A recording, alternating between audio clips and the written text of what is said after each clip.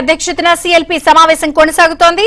BC కులగణన, SC వర్గీకరణపై విజయోత్సవ సభలు నిర్వహించాలని సిఎల్పిలో నిర్ణయించారు.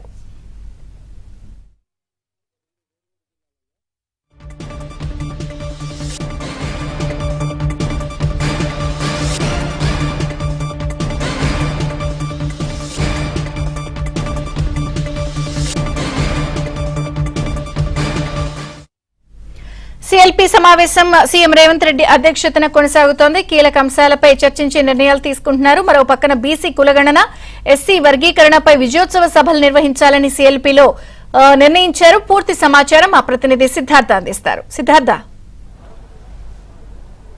Thank you Vijay Chandrika. MCR హెచ్ఆర్డీలో సిఎల్పి సమావేశం కొనసాగుతుంది. ఒక కీలకమైన అంశాన్ని సిఎల్పి నిర్ణయించింది.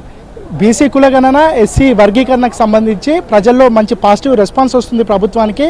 దీనిపై ఒక విజయోత్సవ సభలు చేయాలని సిఎల్పి నిర్ణయించింది. రెండు వేరువేరు జిల్లాల్లో, ఒకటి బీసీ కులగణనకు సంబంధించిన అంశం పైన, మరొకటి ఎస్సీ వర్గీకరణకు సంబంధించినటువంటి అంశం పైన రెండు భారీ బహిరంగ సభలు చేయాలని నిర్ణయం తీసుకున్నారు. దీనికి సంబంధించినటువంటి డేట్స్ను కూడా ఈరోజు కానీ రేపు కానీ అనౌన్స్ చేసే అవకాశం ఉంది. దీనికి చీఫ్ గెస్ట్గా ఇటు రాహుల్ గాంధీని, ప్రియాంక గాంధీని, మల్లికార్జున ఖర్గేని, సోనియా గాంధీని పిలవాలని సిఎల్పి భావిస్తూ ఉంది. ఈరోజు సాయంత్రం సీఎం రేవంత్ రెడ్డి ఢిల్లీకి వెళ్తారు. ఢిల్లీకి వెళ్ళిన తర్వాత దీనికి సంబంధించినటువంటి డేట్స్ని వాళ్ళని అడుగుతారు. ఒకవేళ వాళ్ళు రావడానికి సిద్ధంగా ఉండి వాళ్ళు ఒకవేళ డేట్స్ ఇస్తే ఆ డేట్స్కి అనుగుణంగా ఈ భారీ బహిరంగ సభలు ఉండే అవకాశం ఉంది. దాంతోపాటుగా స్థానిక సంస్థల ఎన్నికల్లో కాంగ్రెస్ పార్టీ స్ట్రాటజీ ఏ విధంగా ఉండాలనే అంశానికి సంబంధించి కూడా సిఎల్పిలో చర్చ జరుగుతూ ఉంది.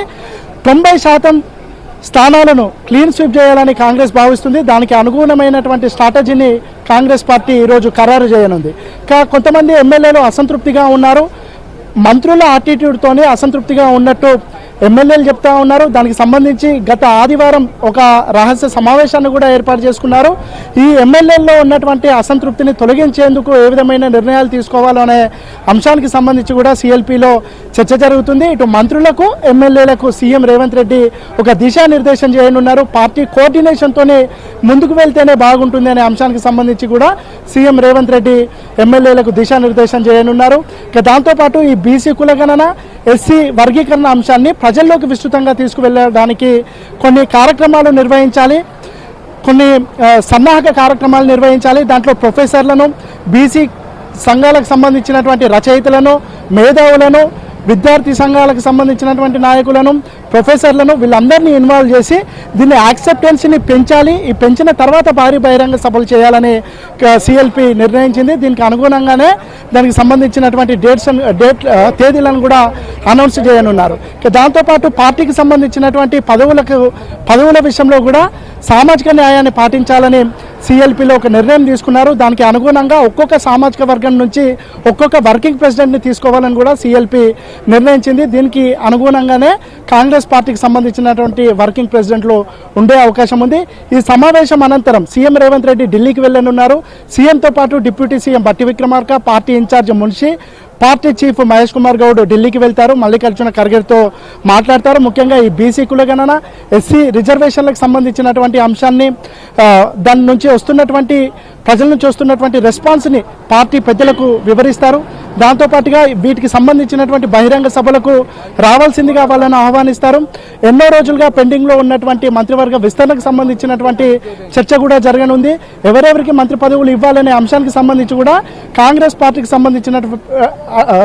సంబంధించినటువంటి పెద్దలు ఒక కంక్లూజన్కు వచ్చారు.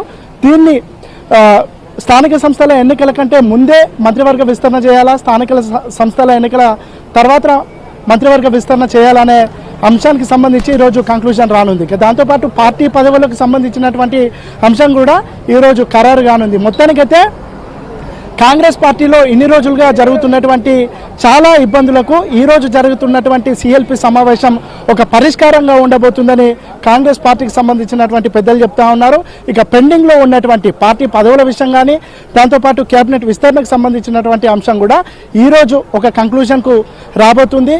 కానీ వీటిని ఎప్పుడు అనౌన్స్ చేయాలనే అంశానికి సంబంధించి కాంగ్రెస్ పార్టీ ఒక నిర్ణయం తీసుకున్న తర్వాత దీనికి సంబంధించిన ప్రకటన వెలువడే అవకాశం ఉంది. రైట్.